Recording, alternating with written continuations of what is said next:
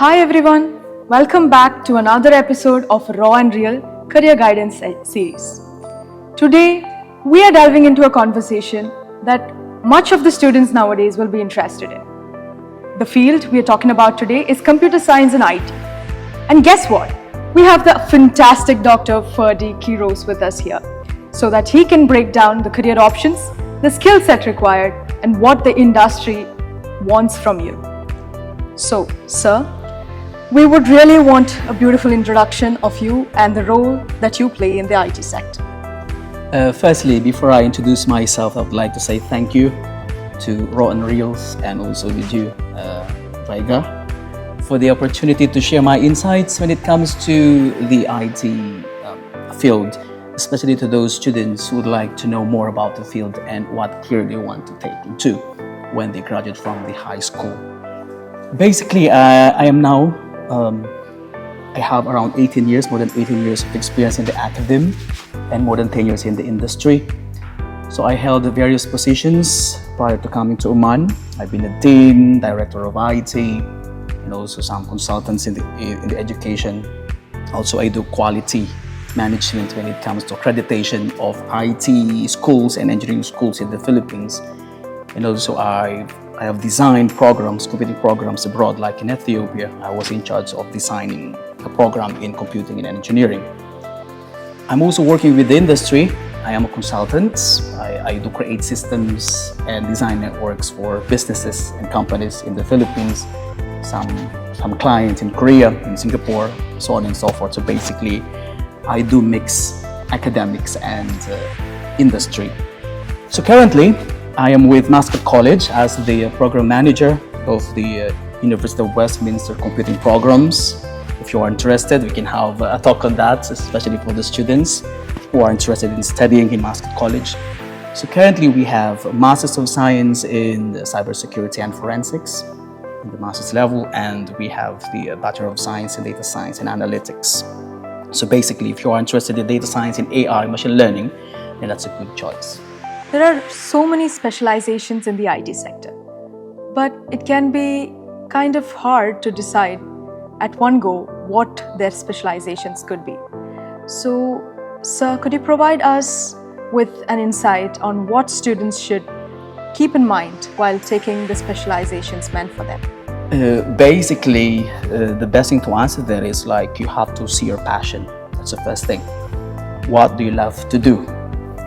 Is it you are choosing IT and computing because you love it, you are fascinated with it, you love coding, designing, creating AI and machine learning programs, or are you just simply pressured by your friends who are interested going to this, or maybe some of your relatives were into this field? So basically, you have to ask yourself a question: is it your passion? Are you really interested in this field? Second, you have to gauge yourself. Are you possessing the right skills required to join this program? You have to take note, computing takes a lot of mental rigor. You have to be, high in critical thinking, you should be good in analysis, and also you should understand maths, especially if you want to deal with, core programming, machine learning, AI development. This requires a lot of mathematical understanding. Plus, you should be having some side of artistry, you should be good at combining colors. You should need to design interfaces, correct, for your applications, website, software.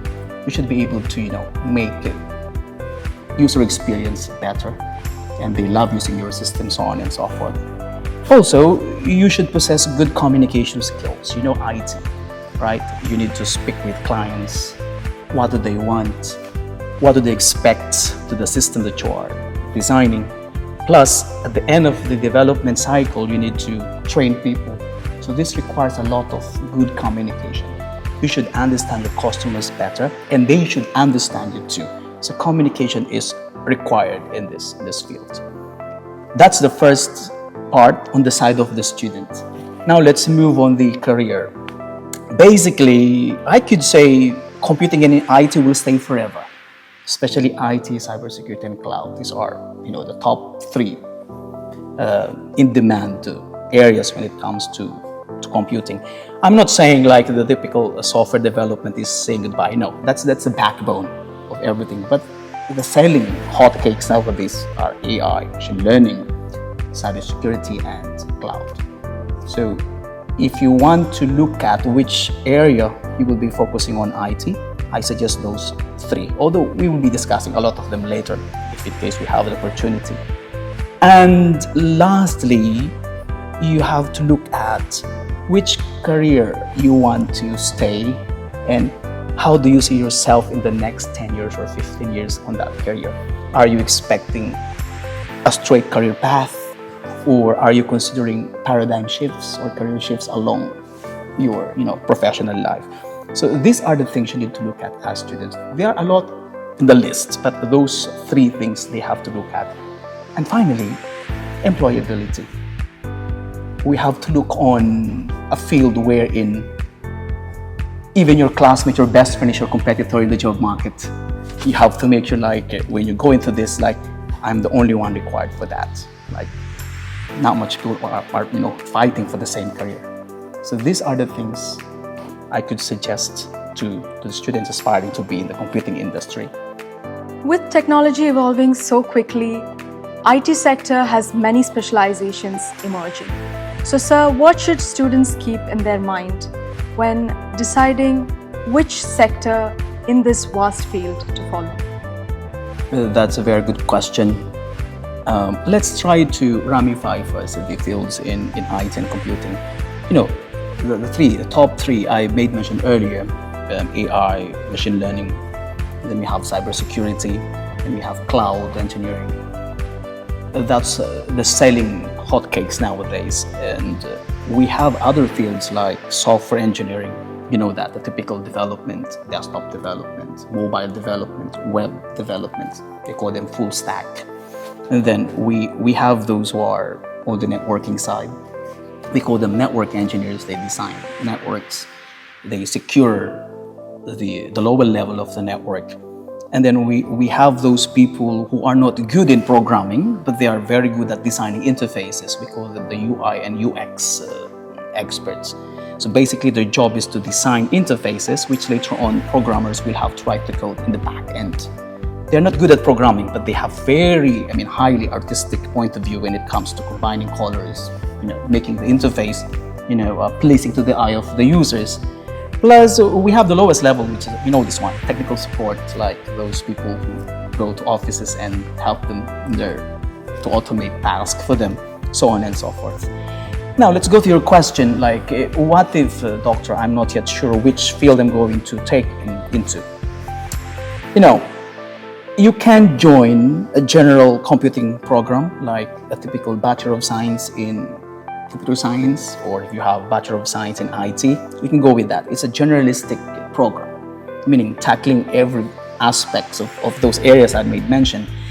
And then later try to look at which area your passion and your skills are aligning into. Let's say, for example, here in Mascot College, we have a program called Bachelor of Computer Science. So we have two majors, software engineering and networking. So those who are not good in programming, they go to the networking side because less coding there, only configurations they do. But those who are very good at software engineering, development, programming, they go to the software engineering. But later, when they reach the fourth semester, which is the major part, some students they switch. They will discover later, I love programming, but initially they were in networking, right? Something like this. And there's nothing wrong in starting in general and then you specialize later. It's normal. We have a recent study conducted by Queensland University in 2023. In the survey, they did like humans, professionals like us, we tend to shift career 5 to 7 times in our lifetime. Yeah.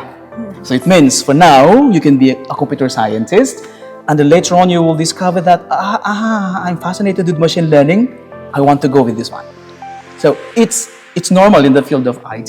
Technology is changing, mostly where we see opportunities to grow and, to progress our careers. We're going to that. Don't worry. If as of the moment they are confused which one to take, they join a general computer science. later on, while they're joining the program, they will discover their interests. So don't worry. That can be solved later the moment they join the program. Okay, sir. So, doctor, are there any short certification courses that students can take before entering college so that they can be steadfast into their IT career path? That's a very good question. Before they go to certifications, they have to make sure they did better in their high schools. Okay? That's the first thing. There should be a strong foundation in maths, in English, and critical thinking. When it comes to certification, I suggest you take it during your college days. Okay? Because some certifications really are not meant for high school graduates, fresh graduates. They're quite challenging. But if you're going to ask me which field I'm going to study in preparation for that, I could suggest students may go to Udemy, Coursera. They provide preparatory, learnings when it comes to basic IT and programming. I suggest to students that wish to join IT, they have to be strong on around 4 programming languages, like Java, C#. If you know Java, I think you will not find the other languages difficult because most of them were built upon the flavor and syntax of Java. I highly suggest they have to specialize, at least they should have the basic and the mid-level of Python programming. Because most applications development nowadays, they shifted from Java-based to C#-based to Python-based. Why? Because the language of AI and machine learning is Python. So, if the students, they wish to progress later from being a software developer into an IT engineer, a machine learning and AI engineer, they have to have strong core in Python programming.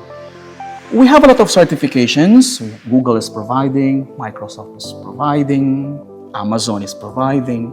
I think most of the brands, they provide. Cisco, Huawei, they provide. Microsoft itself is providing a lot of certifications. But this can be, you can mind this when you enter your first year level. IT careers are usually diverse and not many students are fully aware of all the opportunities that they have. So, doctor, what are some fields that most students end up in and what can they rather focus on to? Oh, that's a very nice question, but it takes a lot of, time and investment. And I say investment, time investment, and also some financial investments in taking a lot of trainings, specializations. Nowadays, employers, they prefer students who possess a lot of industry certifications rather than having good grades. That's a shift in paradigm. In the olden times, when you apply for a job, the first thing the employer is looking at is your grade. Are you having 4.0 as a GPA or closer to that? But nowadays, students who are having more industry exposure and certifications are preferred than those who are having high grades. So, going back to the question, the industry preferred certifications on the following areas. Data science, AI machine learning, cybersecurity, and mostly Python programming. So these are the 4 major certifications they were asking for computer science and IT graduates. Data science, ML, AI, they are the talk of the town. That's why you see Harvard dubbed it as the sexiest job of the 21st century. I think you came across that article. And there's an emerging field now called the prompt engineering. I think you have heard of that. Most companies, if you look at LinkedIn nowadays, a lot of job posting are gearing towards prompt engineering, meaning how good are we in using generative AI? I think you're aware of that, right? I think you're using that in your studies. And the companies nowadays, to have this edge against the competitors, they want to fully utilize the power of Gen AI. And in that sense, they need people who are very good at prompt engineering. Sad to say, most of the universities nowadays are not yet offering modules specializing on pump engineering. There are few universities having that. But this takes, a lot of revamp and efforts on the side of the academy to introduce this thing. Gen AI is now most of the talk of the town. And I think they predict the upcoming years, like a company will no longer exist without AI in place. In that case, they need people who are very good at AI. So thank you, sir. That was a very insightful answer. Students today have the accessibility to study anywhere across the world. So, sir, could you give us some reputable universities in India as well as globally for these students? Oh, that's a very good question. Actually, I spent a lot of time researching on this. And before I give you the list of the good universities, let me just give the basis why these were named top when it comes to that. Firstly, these universities were listed, maybe you are aware of the QS World Ranking when it comes to the field of IT. So I have selected the around top 10, and I'll provide you the list later, both international and in India. So the reasons why these institutions were known as the ideal universities, because you will see most of their graduates everywhere, to big brands, name it, from Microsoft, Google, all of the known industries, they were there. So this is the first thing. The graduates are present everywhere. Second, their faculty members were known to possess, high caliber research, research reputations, and they have strong faculty which are also industry practitioners. They don't just know theories, but also they do practices. Okay, and mostly they are authors of patents and discoveries in the IT field. Thirdly, they have very nice facilities when it comes to that. High-end, state-of-the-art. Plus, they have good reputation of high employability. Like when you graduate from that institution, you're guaranteed to have a job. You will land a job the moment you graduate. You don't even bother to put efforts on applying for the job. The moment you graduate, companies ask a list. As per the articles I have read so far, so mostly industries they ask lists from these universities, like, can you provide us the list of your IT graduates because we need this and that.